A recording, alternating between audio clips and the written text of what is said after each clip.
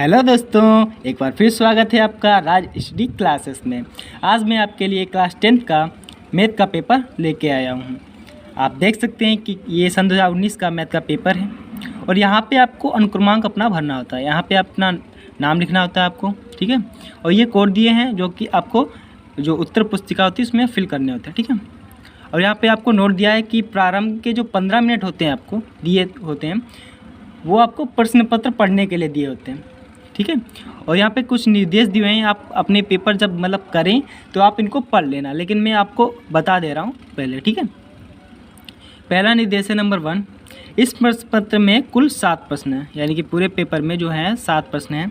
Number 2, सभी प्रश्न अनिवार्य हैं, यानी कि सभी प्रश्न जो हैं कंपलसरी हैं। नंबर 3, प्रत्येक प्रश्न के प्रारंभ में स्पष्ट उल्लेख है कि उनके कितने खंड करने हैं।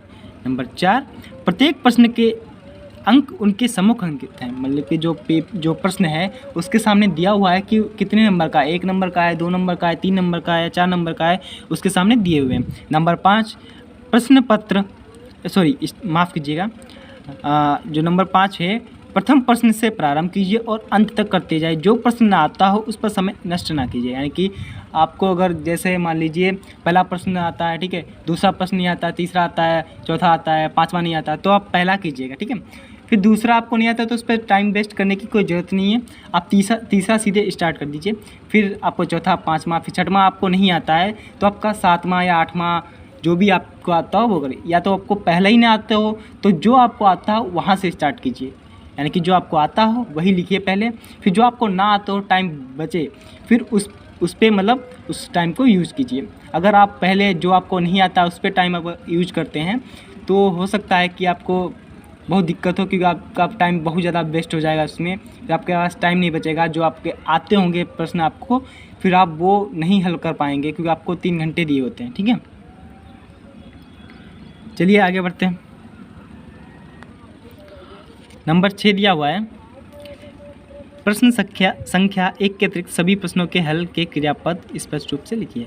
यानी कि जो प्रश्न नंबर 1 है उसमें क्या है, ऑप्शन आपको दिए रहते हैं, आप ऑप्शन सीधे डायरेक्ट लिख सकते हैं या आप क्रियापद लिखते हैं, कोई दिक्कत नहीं है, आपको नंबर 1 ही मिलेगा, ठीक है। अगर आप लिख देते हैं आपको मतलब ऐसे ही आप लिख देते हैं उत्तर नंबर पहले का दूसरा या तीसरा जो भी हो, ठीक है, आप ऐसे डायरेक्ट लिख दें तो आपको आंसर एक मतलब जो नंबर है आपको 1 ही मिलेगा। और आप अगर क्रियापद लिखते हैं यानी कि पॉइंट वाइज लिखते हैं तो आपको भी तब भी ये आपको 1 ही नंबर मिलेगा। लेकिन इसके अतिरिक्त जो आपको नंबर दिए हुए हैं, यानी कि जो आपको प्रश्न दिए हुए हैं 2, 3, 4, 5, 6, 7, ठीक है, 7 नंबर तक, तो अब 7 मतलब प्रश्न है, तो आपको 1 के अतिरिक्त जो भी दूसरा या तीसरा जो प्रश्न हो उसको आपको क्रियापद में यानी कि पॉइंट वाइज लिखना है आपको, ठीक है। आपको ये नहीं कि आप सीधे ऐसे आंसर लिख देते हैं, आपको वहाँ देखा मतलब उसको जो टीचर होगा उसको दिखाना पड़ेगा कि आप होशियार हैं और आप लगा लेते हैं पेपर, ठीक है, मतलब उसका प्रश्न का हल कर लेते हैं। आपको वहाँ पे पॉइंट वाइज लिखना है, ठीक है, मतलब उसको समझ में आ जाए कि आपने लिखा क्या है। आप सीधे डायरेक्ट लिख देंगे तो वो कहेगा कि इसने मतलब कि इसको नकल कराएगी, सीधे आंसर बता दिया गया, ठीक है। तो आपको वहाँ पे पॉइंट वाइज लिखना है। ये आपको समझ में आया। जो आपका 7वां जो है, प्रश्नों के उत्तर को हल को उत्तर पुस्तिका के दोनों ओर लिखिए। यदि रफ्तार के लिए स्थान अपेक्षित है तो उत्तर पुस्तिका के बाएं पृष्ठ पर कीजिए और फिर काट दीजिए, उस पृष्ठ पर कोई हल ना कीजिए। आपको मैं ये कॉपी पे समझा कर दिखाता हूँ, ठीक है। देखिए ये आपका बायां पेज है, ठीक है, और ये आपका दायां पेज है। तो आपको उसमें क्या साफ साफ बताया कि आपको दोनों पेजों पे हल करने, उत्तर पुस्तिका के दोनों पेजों पे। लेकिन अगर आपको रफ कार करना है, मतलब जो रफ कार के लिए जो पेज आप यूज़ करेंगे उस पर आप कैलकुलेशन सिर्फ कर सकते हैं, आप उस पर कोई हल ना लिखिएगा, ठीक है। वो अगर आप कोई हल लिखते हैं उस पेज पे तो वो माना नहीं जाएगा। जैसे आपने कोई भी कर ली, ठीक है, ये कर लिया या जो भी मान लीजिए, तो जो भी आंसर आया, ठीक है, ये कैलकुलेशन कर ली, ऐसे करके जो भी करते चले गए और 2, 2, 4 ऐसे करके कर लिया, फिर ये घटाना, ये जो भी हो, मतलब फिर साइन स्क्वायर थीटा ऐसे करके जो भी प्लस कॉस स्क्वायर थीटा जो भी कैलकुलेशन हो, ठीक है, बराबर 1। तो जो भी कैलकुलेशन हो वो लिखने के बाद आपको कोई इस पर हल नहीं लिखना, प्रश्न का हल नहीं लिखना, फिर आपको ऐसे सीधा कट का चिन्ह लगा देना है। फिर आपको क्या करना है, सीधे यहाँ पे कट का चिन्ह लगा देना है ऐसा। और यहाँ पे लिख देना है कि रफ कार। ओके, आप लिख देंगे तो जो टीचर होगा वो जान जाएगा कि ये रफ कार के लिए उसने बच्चे ने पेज को यूज़ किया है। ठीक है, और ये जो मतलब जो प्रश्न होते हैं वो आपको हल कैसे करना है, फेयर पे करना कैसे है, तो मैं वो भी आपको बता दूँ। जैसे कि मान लीजिए प्रश्न नंबर 1 है और ये का आपको आंसर लिखना है। ठीक है, तो क्या कैसे करना है, मैं आंसर आपको नहीं बता रहा हूँ। ठीक है, बताऊँगा तो ज़्यादा टाइम लगेगा, तो मैं आपको सीधे तरीका बता रहा हूँ कि आपको लिखना कैसे है फेयर पे। आपको यहाँ पे लिख देना है सीधे सीधे प्रश्नोत्तर संख्या 1, ये आपको सीधे सीधे लिख देना, यानी कि टीचर जान जाएगा कि जो प्रश्न का उत्तर है वो संख्या नंबर 1 है।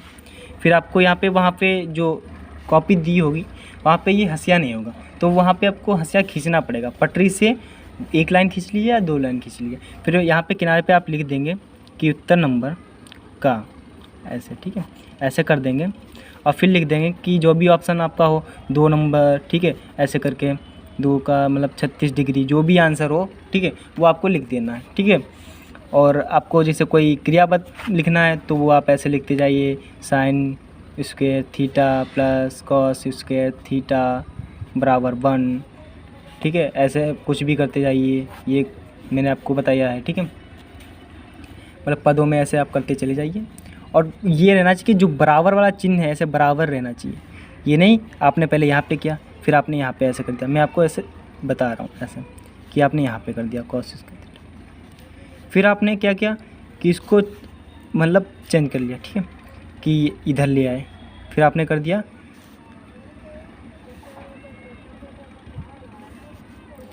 ऐसे कर लिया कि कॉस स्क्वायर थीटा बराबर, यहाँ पहले लगाया आपने।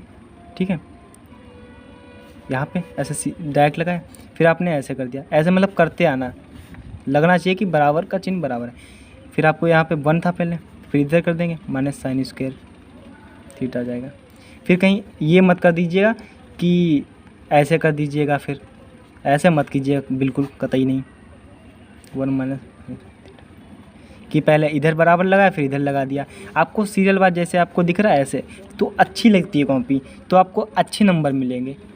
नंबर तो उतना ही देगा बट वो बोर हो जाएगा कि इधर पड़ेगा फिर इधर, तो आपको सीधे लिखना है, तो वो टीचर जान जाएगा हाँ बच्चा सही है, मतलब सही लिखा हुआ है, तो मन भी उसका खुश रहेगा, फिर ऐसे चेक करके आराम से नंबर दे देगा। अच्छा, ये आपको इस तरीके से पेपर में प्रश्न दिए होंगे। पहले का ये खा ऐसे, ठीक है, गा घा ऑप्शन में, तो आपको जैसे मैंने बताया वैसे आंसर लिखना है, ये दिए होंगे इस तरीके से। फिर आता है दूसरे में आपको क्या करना है, पॉइंट वाइज हल लिखना है। ये 1 नंबर का होगा, ये ऑप्शन वाले भी आपको 1 नंबर के ही होंगे। ठीक है, ऐसे आपको लिखना है, जिस हिसाब से नंबर उस हिसाब से आपको लिखना है। ये 2 नंबर का है, प्रश्न नंबर 3 है, इसको भी पॉइंट वाइज लिखना है। ये प्रश्न नंबर 4 है, और आप पॉज करके अगर प्रश्न देखना चाहें तो पॉज करके आप प्रश्न देख सकते हैं किस तरीके से आए थे। ठीक है, 2 नंबर के हैं, पेपर अच्छा आया था। और प्रश्न नंबर 5 है, सभी खंड करने, ये देख लेना आप ऊपर सभी में लिखा हुआ है सभी खंड कीजिए, यहाँ भी लिखा हुआ है सभी खंड कीजिए, और यहाँ भी लिखा हुआ है सभी खंड कीजिए, यानी कि आपको सभी खंड करने हैं। ये नहीं कि आप 1 कर दें 2 कर दें, आपको यहाँ पे दिया हुआ है 1 2 3 4, चारों हैं तो चारों करने हैं। ठीक है, और ये 6वां है, सभी खंड इसमें भी करने हैं आपको। ठीक है, ऐसे दिए हुए हैं। अगर आपको प्रश्न देखना है तो आप पॉज करके देख सकते हैं। ठीक है,